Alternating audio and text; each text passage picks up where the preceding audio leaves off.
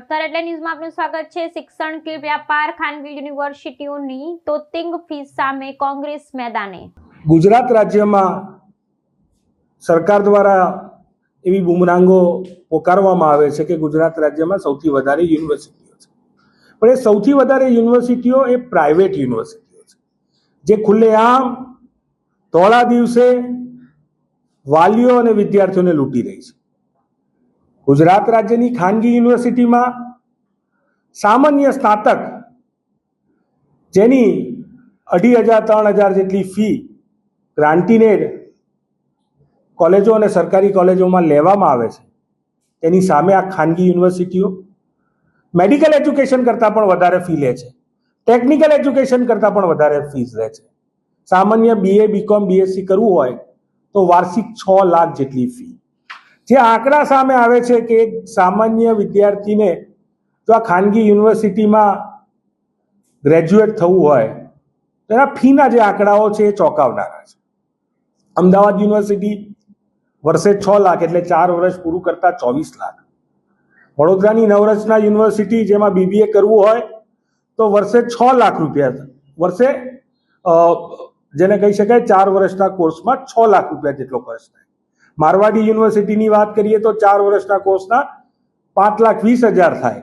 સરકારે બનાવેલી PDU જે પંડિત દીનદયાળ ઉપાધ્યાય માટે એવું કહેવામાં આવે કે ભાઈ જેને કહી શકાય કે ભાજપ પોતાના નેતા ગણે છે, તેવા દીનદયાળ ઉપાધ્યાયના નામે સરકારે બનાવેલી યુનિવર્સિટીમાં જો તમારે BA કરવું હશે તો તમારે 4 વર્ષના 12,40,000 ભોગવવા પડશે।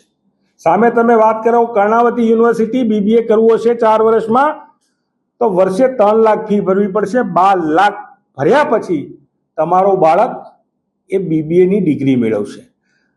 એ ઓરો યુનિવર્સિટી સુરતની હોય તેમાં પણ જો તમારે BBA 4 વર્ષનું પૂર્ણ કરવું હોય તો તમારા બાળક પાછળ તમારે 13,08,000 જેટલો ખર્ચો કરવો પડશે। આ આંકડા જોઈને એવું થાય કે ખાનગી યુનિવર્સિટી ખુલ્લેઆમ જે રીતે લૂંટ મચાવી રહી છે તેની સામે સરકાર ક્યાંક ઘૂંટણીએ પડી છે, નતમસ્તક થઈ છે। અમારી માંગ છે કે એક રિટાયર્ડ જજની કમિટી બને। જેમ સરકારી યુનિવર્સિટીઓમાં, એન્જિનિયરિંગ કોલેજમાં, મેડિકલ કોલેજમાં ફી નિયમનની કમિટી હોય છે તો આ ખાનગી યુનિવર્સિટીના માટે કેમ કોઈ ફી નિયમનની કમિટી નહીં?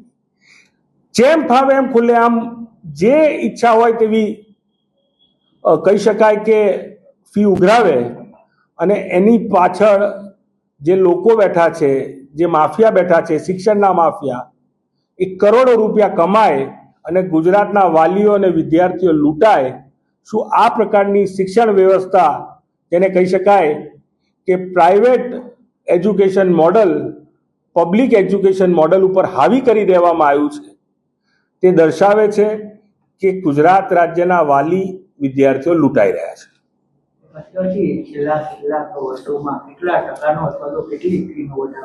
2023માં જે સંસ્થાની ફી 4,20,000 હતી, આજે એ સંસ્થાની ફી 6 લાખ છે। એટલે 4 વર્ષનો કોર્સ પૂરો કરતા 7 લાખ કરતાં પણ વધારે ફીનો વધારો એક જ સંસ્થાએ ઝીક્યો છે। આવું બીજી એક સંસ્થાની વાત કરીએ તો એમાં પણ જેને કહી શકાય કે 4 વર્ષના કોર્સમાં 1,60,000ની ફીનો વધારો ઝીકાયો છે। આવી અનેક સંસ્થાઓ મનફાવે તેમ ફી ઉઘરાવી રહી છે।